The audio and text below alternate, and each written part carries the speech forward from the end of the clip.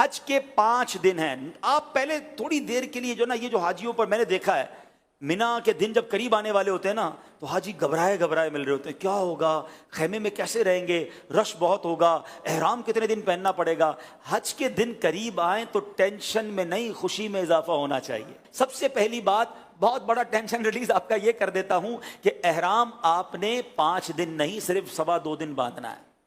صرف 2.25 دن کا احرام ہے.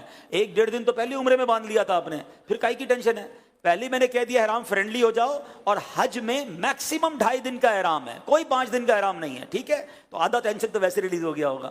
اب آ جاؤ حج کے 5 دن کیا کیا ہیں. 8 ذوالحجہ، 9 ذوالحجہ، 10 ذوالحجہ، 11 اور 12. ٹھیک ہے، یہ 5 دن حج کے جو اہم مناسک ہیں وہ اس کے اندر ہیں. 8 کو ہم نے کہاں جانا ہے؟ انشاءاللہ مینا جانا ہے. کہاں جائیں گے؟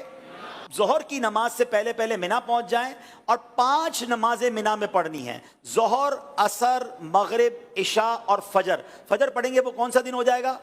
ویری گڈ، کون سا دن ہو جائے گا؟ 9 کا دن. 8 کی ظہر سے لے کر 9 کی فجر تک ہم نے مینا میں رہنا ہے.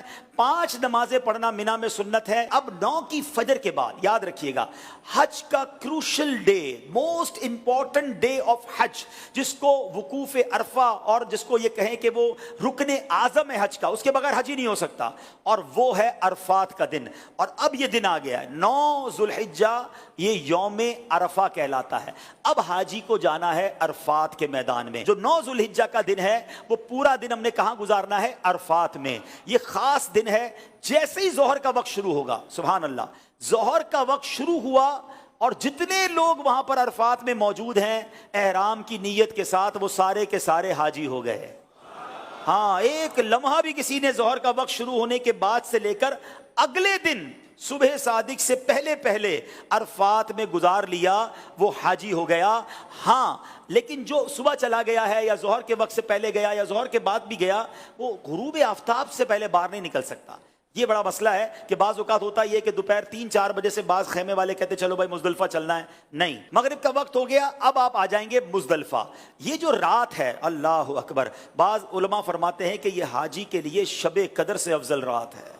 یہ بڑی مبارک رات ہے، دعاؤں کی قبولیت کی رات ہے. پتھریلی زمین پر وہ مزہ آتا ہے جو 5 اسٹار ہوٹل کے بیڈ میں مزہ نہیں آتا. اللہ کی رضا کے لیے لوگ زمین پر پڑے ہوئے ہوتے ہیں. تو بہرحال یہ رات وہاں گزاریں گے. اب آ گیا 10 کی صبح. پاکستان میں 10 تاریخ کو ہم کیا کرتے ہیں؟ قربانی کرتے ہیں نا.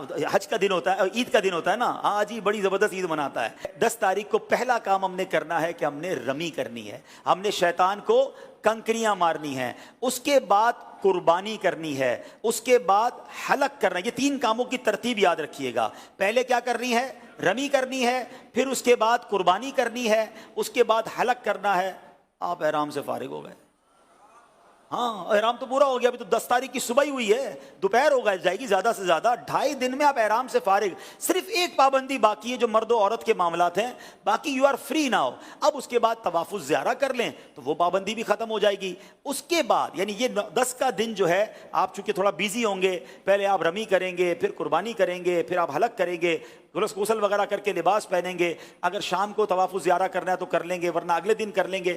اب صرف آپ نے 11 اور 12 کا دن گزارنا ہے مینا میں، اور راتیں گزارنی ہے مینا میں، اور رمی کرنی ہے. ایک واجب باقی رہ جائے گا جس کو طواف رخصت کہتے ہیں. وہ جب وطن واپس جانا ہوگا تب آپ کر لیں گے. تو یہ ہے حج، جو یہ 5 دن ہیں. اس میں پہلا دن مینا میں، اگلا دن عرفات میں، اور بقیہ 3 دن بھی مینا میں گزارنے ہیں. یہ آل ٹوگیدر 5 دن بنتے ہیں. اور آخری دن 12 کو عصر کے بعد مغرب سے پہلے آپ مکہ آ سکتے ہیں. تو یوں دیکھا جائے تو یہ 4.5 دن بنتے ہیں اور 4 راتیں ہیں. تو اٹس ناٹ ہیوج ورک. کوئی ٹینشن ڈالیں اپنے ساتھ، آپ ضرورت کا سامان لے جائیں گے اور لوگوں میں تقسیم کرتے رہیں گے تو انشاءاللہ حج میں کوئی ٹینشن اللہ نے چاہا تو نہیں ہوگی. آپ دوسروں کو ٹینشن ریلیز کرنے کا ذہن بنا لیں، انشاءاللہ آپ کی ٹینشن پہلے ہی ختم ہو جائے گی. انشاءاللہ ہم دوسروں کی مددگار بن کر حج کریں گے انشاءاللہ.